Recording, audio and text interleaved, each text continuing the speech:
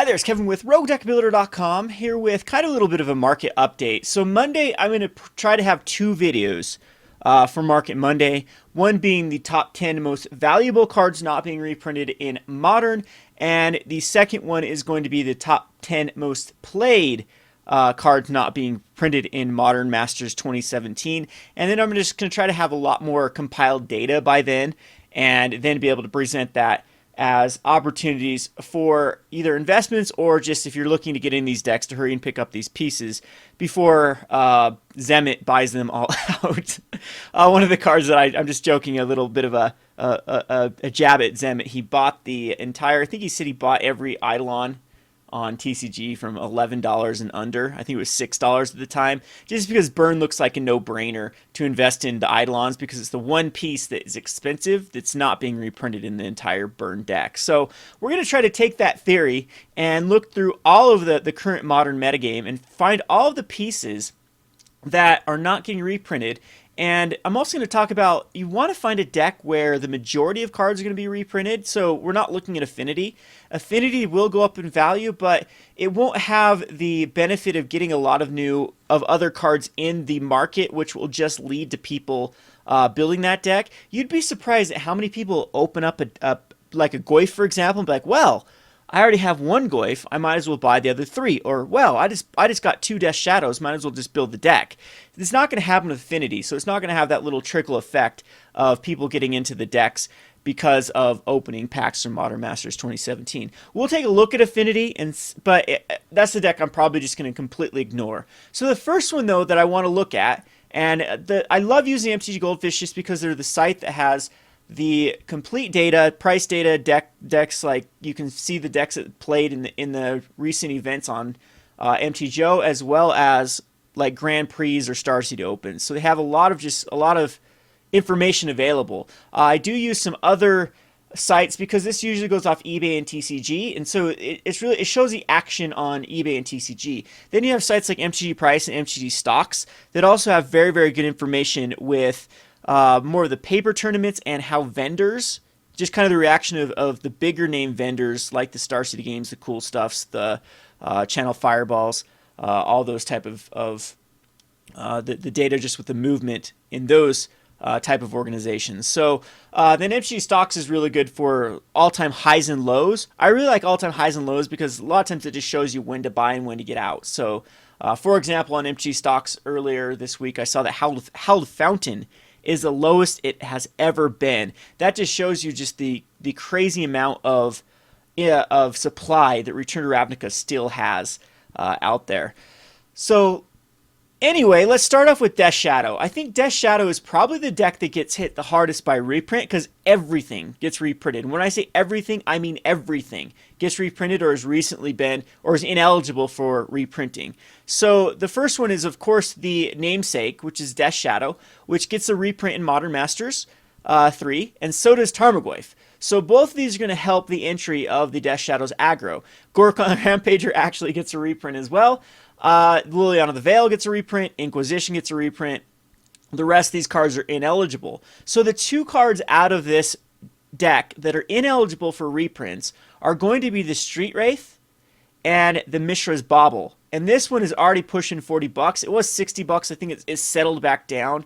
I think people bought it out again, and so it had this huge spike up to 60 and then went back down to 40. This is an uncommon from Cold Snap, so there's got to be a lot of these out there, but it is one of those pieces for the Death Shadow that gets a artifact in the graveyard very, very quickly for the Tarmogoyf, and then draws a card. And it also works towards, like, people used to really like it because it become immense, but it doesn't look like these newer decks have really cared too much. So I don't know if it's an absolute necessity. There might be another artifact that could replace it, but it's still, for Goyf, it is the getting the artifact in the graveyard for the Tarmogoyf. All right, so then the Street Wraith. Street Wraith gets double duty because Street Wraith's also heavily played in the Living End, and you can see Street Wraith already had a nice little trajectory for the last 2 years. It's been going up, which is actually very, very uncommon for a a modern card, because you did see the 2016 a lot of cards just crash even if they were in decks that were being played. We'll take a look at Merfolk and I'll show you that 2016 was not a good year for modern. Like almost all decks, even especially like the tier 2 or the previously tier 1 that may have lost a little bit of popularity, just got crushed in 2016 value wise. Speaking of Merfolk, I think it's a very good time to pick up Merfolk pieces. They are all at all-time lows or near all-time lows, as one of the cards, Mary Jerry, showed up on MTG stocks. It is the lowest it's ever been since they've been tracking the price of it. So crazy time for modern, especially. Again, back to transparency. I'm not the biggest fan of modern. I did play modern last night for the first time in a long time. I actually swept it 4-0'd with the Hardened Scales deck. My first turn opponent was playing a burn deck, and I turned 3'd him. I turned 4'd him with infinite comboable times. Felt bad because he's a new player. Throw together, it wasn't the most tuned burn deck, but burn nonetheless. And felt bad for him because the entire night the only one that I infinite comboed against with the Hardened Scales Rite of Passage and Walking Ballista was the deck I needed to, which was burn. Then I was able to beat a Stompy deck. What else did I play? Eldrazi Tron, beat Stompy, and beat a white tokens deck in modern. So again, not the biggest. We didn't have the craziest metagame at my store this time, but the Hardened Scales deck is doing well. And there it goes. I'll get back to off the tangent here. So yeah, so this deck, here'd be a great example of cards that are going to go up just because more supply. This is going to allow this deck to become very accessible with 3 of its most expensive cards being reprinted. So the ineligible cards for reprint are Thoughtseize. I like Thoughtseize as a target. It looks like it's already starting to move up a lot. Well, slightly. So it finally hit its low at $10.90. And I think that Thoughtseize might be, it is past its 2 years. So I was a huge critic of Thoughtseize, and I guess I was right.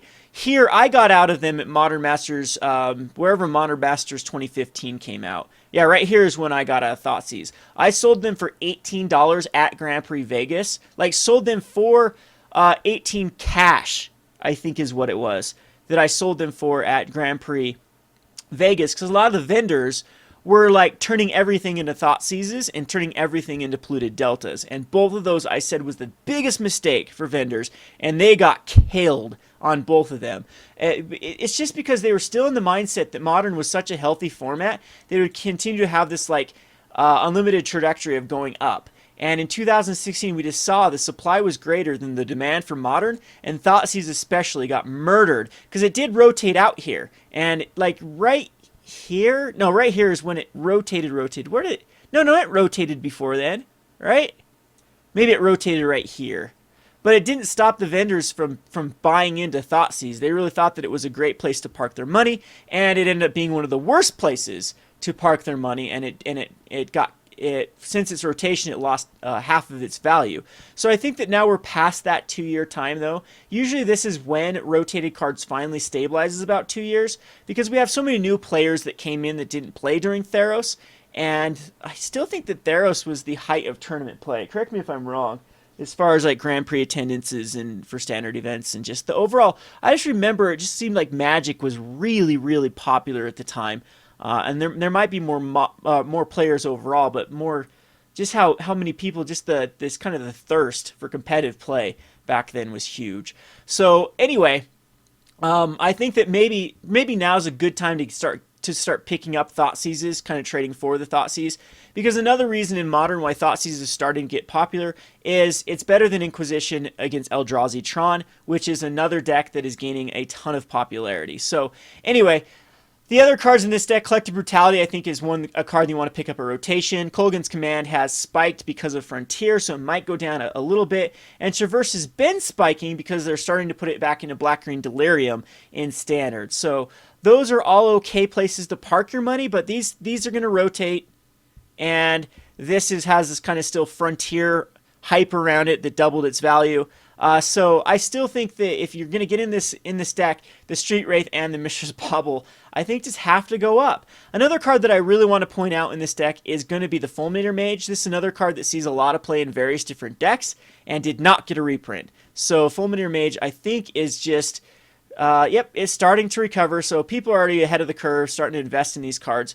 When this card is hot, it is really hot. So keep that in mind with the Fulminator Mage. Living End loves Fulminator Mage. Usually there's a 4 of them in the deck. Alright, so that's Death Shadow. So another one, Affinity, I just don't like because look at Affinity. Nothing of any value got reprinted. It's all got missed because this was not a focal point of the set. I do, even though that means that you're not going to have what I call that trickle effect of people opening, like an Arcbound Ravager, for example, saying, hey, well, I'm 1/3 of the, or 1/4 of the way there, I might as well build the deck. We're not going to have that happen. But a few of the cards that I think are really, really good to start to invest in is this one right here. Blinkmoth Nexus is, again, at its all-time, almost all-time low. $4.50. Yeah, it actually is its all-time low. And Affinity is always here to stay. Every time people think Affinity is done, it comes back with a vengeance and becomes the Tier 1 deck. So it's when go-wide strategies are a thing, then or just this decks that have a lot more resilience to board wipes, resilience to attrition. When those are the type of theme, the Affinity does very well. And Blinkmoth is at its all-time low. I highly suggest parking some money in Blinkmoth. I think that's where I'm going to go with my latest investment is going to be some Blinkmoths, a couple play sets. I just think this is a no-brainer. It does, the problem with the Affinity is it's one of the decks that will not get much cheaper. It already has this huge price tag because it doesn't use fetch lands. One of its entry point barriers is the Mox Opal, and it did get a reprint in Modern Masters as well as, I think it was a Kaladesh Invention, but it just wasn't enough to really affect the market. Inkmoth Nexus as well is not a reprint in a long time. Glimmer Void is not a reprint since Modern Masters 1, I believe, right? And so it's, yeah, so it's one of those, this is one of those decks that could continue to go up in price, but isn't going to get the kind of the trickle train that the rest of them are going to get. So anyway, we're not going to spend a lot of time on Affinity. Let's go back to Eldrazi Tron's another one that just gets missed by the reprints because we did not get like an Expedition map reprint, or, I mean, that's not even that big of a deal. Batterskull as well wasn't even reprinted. Karn Liberated is still a huge entry point. This card has gone up to 70? Are you serious? Wow, when did this just spike up? Holy bananas. Now it's Modern Masters 2 that looks like a great investment. So Karn Liberated, and then all of these cards, the Thought Seers, Reality Smashers, Matter Shapers. These are cards I don't know if they're going to actually go down when rotation happens, but look at this. This is Oath the Gatewatch. This is a deck that is built completely around Oath the Gatewatch. So Eldrazi Temples are kind of hard to come by too because they're in Modern Masters 2 and also in the dual deck.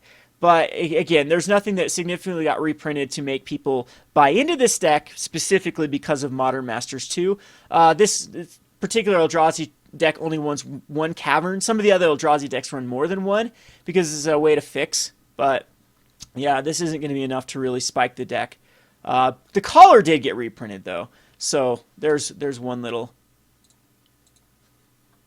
shining light to that deck. So Abzan's another deck that got hit very hard from the reprints. So it didn't get the Noble Hierarch and the Dark Confidant. Noble Hierarch is going to be a huge entry point to a lot of these decks. Sometimes Noble Hierarch is the most played card in Modern, and I don't think right now is the case because Bant Eldrazi isn't as big as it has been. Neither is Abzan Company. But, I mean, this is a card that desperately does need a reprint, but unfortunately did not get the Modern Masters 2017 reprint. Neither did Dark Confidant. So if you need to pick up these cards, I highly suggest doing it now. The Grim Flare is a little bit lower now. Again, it's seen a little bit of a resurgence from the black-green decks turning over to more of a Delirium-based strategy. I mean, it's every flavor of black-green. The shell is always going to be the Rishkar, Winding Constrictor shell, Walking Ballista, and then whatever people feel like putting in at that point. Ooze did get a reprint, and Goyf did get a reprint, and so did Liliana. So these were huge. So does Inquisition. Huge for the reprint Abrupt Decay, Lingering Souls, all of those got reprints. But the main thing was the fetchlands got reprints. So these are going to come down substantially, the Marsh Flats and the Verdant Catacombs. And that means the rest of the pieces will gain some value just because of all the other pieces being more affordable. In this case, I think it will be the Noble Hierarch and the Dark Confidant that will bear the burden of those increases. And so if you are wanting to get into Abzan, I highly suggest dumping some money into these two, as they will completely go up. The thing about Abzan is this is probably the most consistent deck of consistent decks. It's never really wowed anyone, but it's been there. It's like the staple mid-range deck. That and Jund is always going to be around. I mean, since the inception of Modern, this deck has been a thing. So a few other cards in it, like the Collective Brutalities, were ineligible. Again, this is another Thoughtseize decks. It's another Shambling Vent that looks way low at this point. Same with Blooming Marsh. Shambling Vent, when they rotate, this is definitely a card you should put some money in, but rotation is still September away. Thing about Standard, though, I think after Amonkhet, that's the time you sell out of all cards that are rotating. So you'll start to see this card really dip in value. But everything else, yep, another Fulminator Mage deck. So this is a great place to park some of your value, some of your trade fodder. All right, so the next one I want to talk about is going to be Jund. Jund is very similar to Abzan in the fact that Dark Confidant did not get a reprint. Huntmaster didn't get a reprint. Huntmaster is not really the most stable card. A lot of times it's Chandra here, it's Pian Crondalar, it's Kalidas, it's, I mean, what are they? Olivia, which did get a reprint, by the way. So this slot is just basically the flex slot of whether 4-drop they want to play. But Liliana and Scavenging Ooze and Goyf got a reprint. So all of those, Inquisition as well, Abrupt Decay, Terminate, all of those got a reprint. Maelstrom Pulse did not, so there's a little opportunity there, but it's usually just a one or two of in most decks. And Lightning Bolt did not. So Lightning Bolt's a great place to if you need Lightning Bolts. The whole problem with Lightning Bolt is the supply is so large. There's tons of Lightning Bolts. It was a common in M10 and M11. So it is like a $2 or common, and it was reprinted as an uncommon, and it gets reprinted a lot in like dual decks and things like that. But you can see this trajectory will probably continue through 2017. So how much value did it gain? It gained about 30 cents in 2016, again showing you just the overall lack of strength of Modern in 2016. But I mean, it is one of these cards that needs consistent reprints or it will go up, and so this non-reprinting in Modern Masters will probably spike this card up. You'd easily see it in like the what's the new thing called, the Archenemy could have these, because last Archenemy I thought had one of these, maybe not. But anyway, Lightning Bolt is a good place just to start trading. I wouldn't target it too aggressively just because the supply of this card is just huge. Blackcleave Cliffs did not get a reprint, so there's definitely a kind of something that'll probably, at least as the mana base is concerned, will go up. The Verdant Catacombs did get a reprint, of course, and so did all the other fetchlands that I think this is the only fetchland it uses, though. Yeah, so Raging Ravine could actually go up too. So the Bloodstained Mires, the card of choice, Wooded Foothills, are these actually moving now that the other ones? Doesn't appear so. They got a little bit of a bump here from Frontier, but yeah, the Constant Arcura still has tons of supply out there, tons and tons. So anyway, yeah, so Cage got a reprint. Another deck with Fulminator Mage. So Fulminator Mage seems to be one of the prime targets for an increase. I think it's undervalued at the moment. Bant Eldrazi is kind of neat because it did get the Path to Exile reprint and the Caverns of Souls. So, I mean, that's going to help the entry level for this, but the huge barrier now is going to be the Noble Hierarch. And the fetch lands that it used in this one were not, it used the Constant Arcura fetch land. So, we still, yeah, it did get its main mana, expensive mana did get reprinted, but the Noble Hierarch is still going to keep this back. Path to Exile, though, was reprinted. Again, this is a good place to park money after rotation. I warned you about Drowner of Hope, though, because it was in an intro pack. But yeah, Eldrazi's Placer, Matter Shaper, Thought-Knot Seer, Rally Smasher. I've seen some Endbringers in this before, too. All of these are pretty crazy for value once rotation happens. So, Engineer Explosive is not going to reprint, unfortunately. But it does look like you know, the majority of cards in this deck are pretty safe from the Modern Masters reprint. Titan Shift, another deck that was completely missed. The Primeval Titan could come up, but again, we're at the same problem as the other decks that I mentioned that didn't get reprints to really justify buying into it. Some decks do get a better mana base. If you're in like Scape Shift with blue, you do get the blue-green fetchlands. But again, it just missed everything. So if you need to pick up these pieces, what does Escape Shift just go crazy now because it wasn't reprinted? Yeah, it has a slight bump here. And Valakut, same thing. Valakut could easily start going back up, hitting its all-time highs, just because it did not get a reprint. The other card that did not get a reprint, wow, this one actually doesn't use Simian Spirit Guide. Simian Spirit Guide did not get reprinted. I'm hoping that's a sign because it's on their watch list. If everyone knows me, I do not like the card and think it should be out of Modern, just because I'm sick of getting turn 1 and turn 2'd by Simian Spirit Guide decks. It's getting so annoying. I got turn 1 the other day by Living End with Blood Moon. Turn 1 Blood Moon. And so I couldn't even go fetch for basics. Didn't even have any warning for the Blood Moon. Alrighty, so let's go on to some of the other decks here. Tron, same thing. Tron did not get any significant reprints in Ancient Stirrings didn't even get hit. Karn, of course, didn't get hit. Spellskite didn't. That's another great target. None of these got any reprints. And the Urza's Mine Power Plant Tower, nope. So this is, if you're looking to get into Tron, I'd get into as soon as possible, just because the supply is not going to follow the rest of them. Boros Burn is the one that I'm talking about. The entire Eidolon was Zemit that bought it out, so you can see this big buyout. This is completely here because he bought every copy under about here, so under 11 on TCG and eBay. He bought it out. Crazy. So Goblin Guide, Monastery Swiftspear are both accessible right now. Goblin Guide getting that reprint. These cards did not get reprinted though. None of these did. I don't think Helix or Boros Charm did in this set, which was crazy. So yeah, so I think Boros Charm and Helix are great things to pick up just because they're both uncommons. Bolt and Lava Spike are going to go up because they did not get reprinted. Rift Bolt, Skullcrack, all of those. Can't believe Skullcrack didn't get reprinted. Yeah, nuts. I would highly suggest picking all of these pieces up, as Burn is going to be very, very, very accessible now with Goblin Guide, especially Mono Red Burn. Forget all of the fetchlands. Forget all of the Boros Charms and Lightning Helix. Lava Spike, Lightning Bolt, Skullcrack, Rift Bolt, Goblin Guide, or Monastery Swiftspear, Eidolon. All of those are great targets. I'd even put maybe like Keldon Marauders in there or Hellspark Elemental. Just something that can push it over the top for just mono red, because this is going to be the budget deck to get into now. All I have to pick up is 4 Goblin Guides, and the rest of the deck is uncommons. It's insane. Eidolons and Goblin Guides, and then that's that. So huge. That was a great pick by Zemit. I think he's going to make a lot of money on that spec. A lot of people don't like that, but I mean, it just stabilizes. When someone does it, it stabilizes the market quicker than it would take for normal supply and demand. As Rudy put in his latest video, I don't know exactly how he put it, but you cannot manipulate the market without real demand. It's the Seance guy proved it. A few other people trying to buy out cards proved it. If there isn't real demand, you cannot really affect the market. So yeah.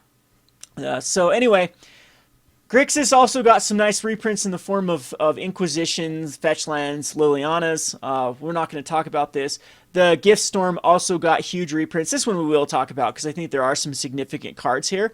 But Goblin, Electromancer got a reprint. Who cares? It's been reprinted in a bazillion things. Pass in Flames and Gifts got reprints. So cards like Predic Ritual or Manamorphose, these are cards you should probably be picking up right now. Serum Visions got a reprint. Sleight of Hand did not. Desperate Ritual did not get a reprint. Grape Shot or Echoing Truth did not. All of these are cards that absolutely will go up in value. Shivan Reef is also looking to be a nice little pick at this point. Even Steam Vents, I think this is the one RTR land or Shockland that does have the ability to actually spike before the rest of them do. So even Cyclonic Rift here got a reprint.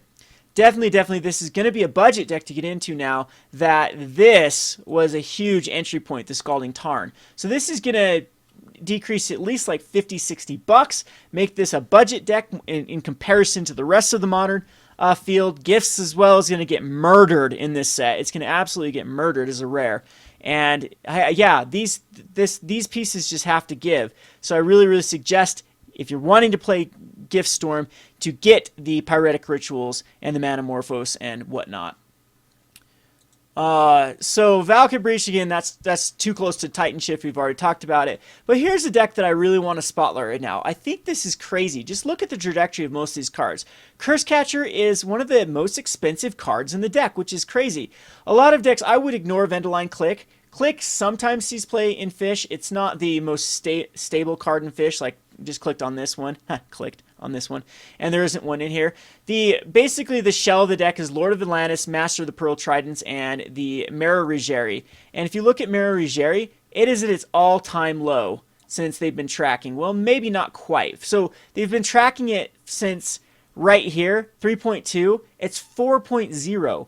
Wow, Merfolk is a deck that sticks around. There are a lot of people that play this deck religiously, and it gets spotlighted all the time. I know that Tolarian Community College, which has a lot of pull, very similar to what the Saffron Olive effect. There's the Tolarian effect. Whenever he showcases or talks about or plays this deck, it will see a spike just of people like, oh, that's cool, I want to play it too.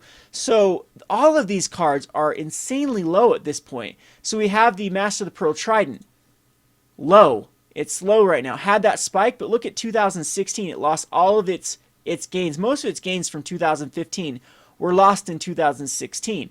If this has an influx of modern players, I think this is a great thing because these type of decks usually are pretty decent versus the creature-based decks because you can outpace them. So even the Lord of Atlantis lost all of its gains in late 2015, early 2016. Let's go to the Harbinger of Tides. This is still a great pickup, I think, from Origins. I actually haven't spec'd in this card because Tidebinder Mage burned me. Speaking of Tidebinder Mage, eventually the card will go up. It sees play usually as I would say an average of 2 of in most Merfolk deck. It's great versus Goyf, great versus Birds. When Birds and Noble Hierarch are a thing, Tidebinder Mage is the better answer. So everything is just dirt cheap. You can see the price tag of the Fish. The one huge glaring problem is this card right here is Aether Vial. The Aether Vial did get the slight little reprint out of the Kaladesh Inventions, but it just did not get a significant reprint in any set in the Modern Masters 2 or 3, and it's just right now we just do not have enough supply to for these Death and Taxes type decks and Merfolk based decks. So Vial unfortunately is going to be the huge price point. What a lot of people do like about this, though, Fish, is that you're very, very close to actually getting a legacy deck once you buy kind of the key cards from Modern. So, I mean, the creature-based, most of them are also the Modern ones. All you need to pick up is the True Name Nemesises. But Phantasmal Image did get a reprint, by the way, in Modern Masters 3. But Lord of Atlantis, Master of the Pearl Trident, Curse Catcher, all of those are still basically the modern deck. Aether Vial, Caverns of Souls. The only thing you really need to pick up is Wasteland, and you have a Legacy deck. And what is the other expensive card in here? Force of Whales. Yep, that's the expensive card. So, but you're halfway there with the modern, at least the meat and potatoes of the deck. So anyway, Mutavault could see a little bit of an increase. I think that Mutavault is probably at one of its... Is Mutavault at its all-time low? No, I think it had a recent little spike. Yeah, well, it lost all its gains again in 2016. Yeah, it lost all of its gains in 2015 and 2016, and is now, yep, down to an all-time low for Mutavault. All the people that are still saying Modern was a great, healthy format. I mean, look at a card like Mutavault that does see a ton of play, and it couldn't even really do anything. So, yeah. Anyway, that's just my analysis. Again, I just want to put this out there to get it, because I think even by Monday, you're going to be behind the curve. Weekend sales do get strong, and I would definitely check these out if you're buying a box of Modern Masters 2017. If you're looking to build in decks, you're going to see some price hikes. And going over the data, just going over the decks that you're wanting to build, and getting those pieces that were not reprinted, I think is smart right now. And again, we'll have a more in-detail video for Market Monday. This has been Kevin with RogueDeckBuilder.com. Thanks for watching.